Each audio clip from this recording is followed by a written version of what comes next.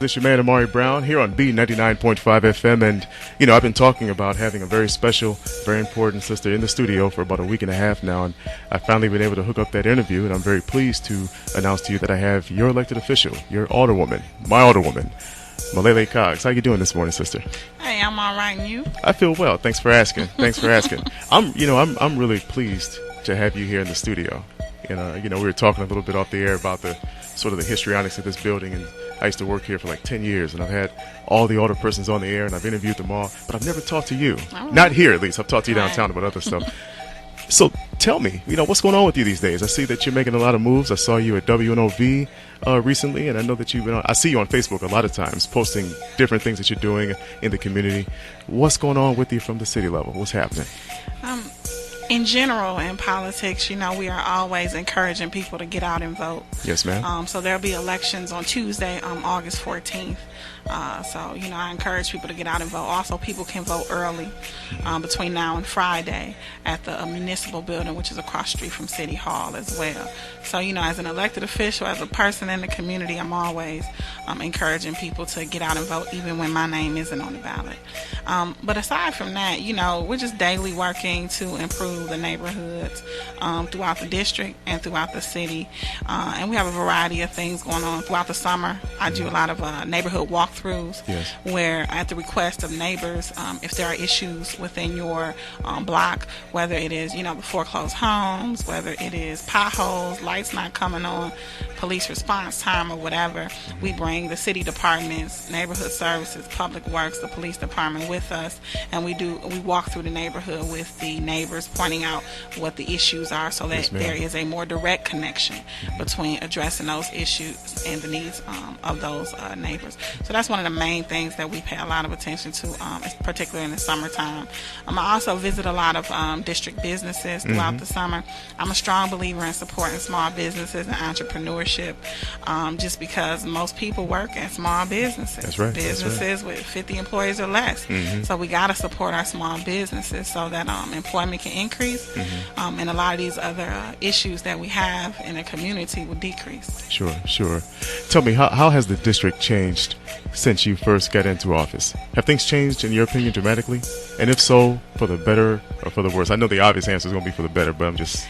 Of course, I think it's changed for the better. Right, but statistically, crime is less. Good. But one crime is a crime too much.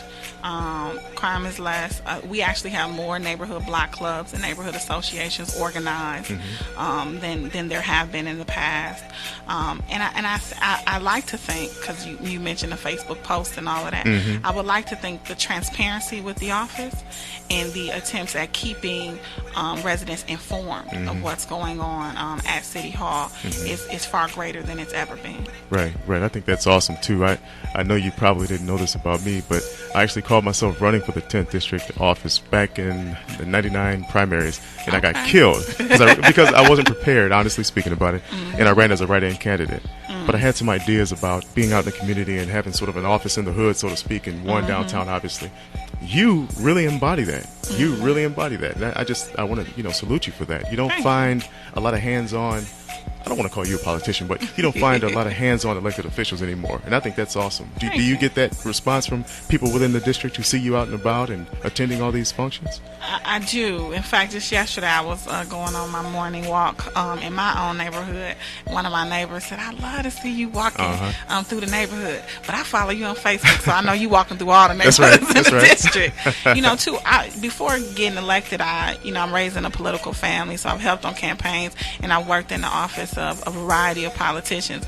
And one of the things that you hear from the community a lot is, for any, especially African American politicians, "I don't see you till it's election time," whether that's true or not. That's what people say. So when I came in office, I deliberately do things that make it difficult to be able to say that. Right. So I'm not only knocking on your door when I need your vote. Right. I'm not only in your neighborhood when I need something from you. I'm in your neighborhood to serve you. A lot of times people sit at City Hall and they kind of lose sight of the people that we're supposed to be serving. Well, I'm in these neighborhoods virtually every day on purpose, and I bring the departments with me on purpose because I don't want the needs of the people to be lost in bureaucracy. I think when you can put a name and a face to those calls and those emails, it makes it more urgent for you to address those needs and issues of the community. So that's something I always put in the forefront. Additionally, I'm always about improving and making things better. So there's a couple of things that I do have going on right now in the district. One is we've begun something we call the Clean City Project, which is a beautification and sanitation effort throughout the city with a variety of different components. The component that's going on right now is a 6th district garden and landscape contest.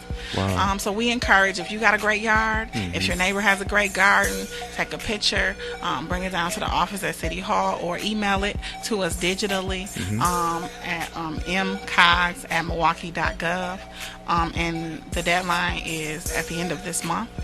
So in September, we announced the winner. The winner gets a gift certificate from Home Depot, a citation from the city, and bragging rights for the next year. I know that's right. So it's just an effort, because as we walk through these neighborhoods, you see some people that take great care of their lawns and yards and gardens, and other people who really don't care.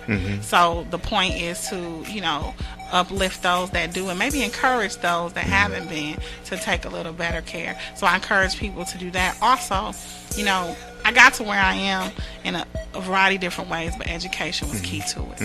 I'm a lawyer by education. I got my undergrad degree from Fisk University in Business and English, and came back and went to University of Wisconsin-Madison for law school. I would not have been able to do that were it not from a variety of different scholarships that different people and entities and organizations offer me that help pay for that education. I come from a household of a community organizer who had to work 3 different jobs sometimes just to keep the lights on. So college was only an option because of the scholarships that I received. So I always promised that if I ever had the opportunity, I would give back to others as people have given to me. So I do an annual Freedom Essay Scholarship Contest. This year is the 5th year. We give away 2 $500 scholarships. Preference goes to recent graduates who are residents of the 6th district, but it is open to citywide. If you graduated in the last 2 years from either a school in the city of Milwaukee or you live in the city of Milwaukee, you can apply. Those applications are available at every Milwaukee Public Library. They're also available at the Wisconsin African American Museum. They are also available at Northcott Neighborhood House, Harambe Ombudsman Project, and Houghton Youth Center, and a variety of other community agencies throughout the district, and online at www.milwaukee.gov/District 6. Wow.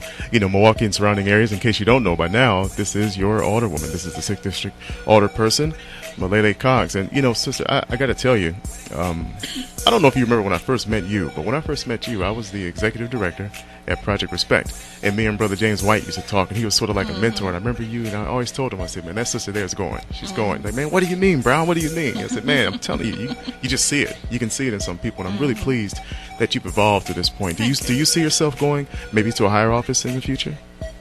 I mean, you are Coggs now, I always say I am happy with the job that I have. And that's what I am committed to doing. But in politics, I've learned that you never say never. It is everything I do is to create a better tomorrow, and to also open myself up for the opportunities for growth for my community and for myself personally. Yes, ma'am. So whether there is a greater level of office in my future, who knows? But I know that I'm doing the work today that'll prepare for that and anything else. Yes, ma'am. Yes, ma'am. Once again, Milwaukee and surrounding areas, this is Alderwoman Milele A. Coggs. Sister, what I'd like you to do as you close this thing out is tell us what you want us to know. Anything you want to say, you want to talk about, tell us, and then give out your Facebook information. I don't know, are you on Twitter at all? Yes, I am. Okay, Twitter info and everything else. Some people jokingly say that politics is a blood sport. I've been raised in politics, and what I find is that it truly should not be. It is truly about service. And given the conditions of our community here in Milwaukee, now more than ever, it's important that residents and those of us who hold these seats and these titles recognize that. Because the thing that is paramount, that should be in all of our minds, is what are we going to do to make things better than we inherited them. So I encourage everybody who's listening to vote on August 14th, to vote on November 6th, and to vote every chance you get. But as you vote for people that will serve you well. That's right. Because too often we have interest in people and money trying to control the way we view things. But the one thing we should be clear on is the service. So keep that in mind. Hold us accountable. And if you need assistance, please give my office a call, 286-2994. My email address is mcoggs@milwaukee.gov. I can be reached on Facebook. I have 2 Facebook pages. The more official one is ALD, Milele, Milele A, period. Last name Coggs, Coggs. My more personal one is Milele A Coggs. And you can follow me on Twitter at Alderwoman Coggs. Certainly really appreciate having you here today, and I just got to tell you, you've always been very judicious and very professional, and I've always really appreciated that, your presence being on that council. The only bad part about the council is that there's only one woman. We need more women up there, black, white, Hmong, whomever, just more female representation, I think. I agree. I'm sure you agree. So I'll get out of your way this morning, and thank you very much, ma'am. And obviously you have an open invitation to come on this program and do whatever you want to do and say it how you want to say it. Thank you. Thank you, and take care. All right. Be back with more music in a moment. That was Alderwoman Milele Coggs. Thank you very much for stopping through. This is B99.5 FM. The number here is 414-751-4030. Back with more jams in a moment.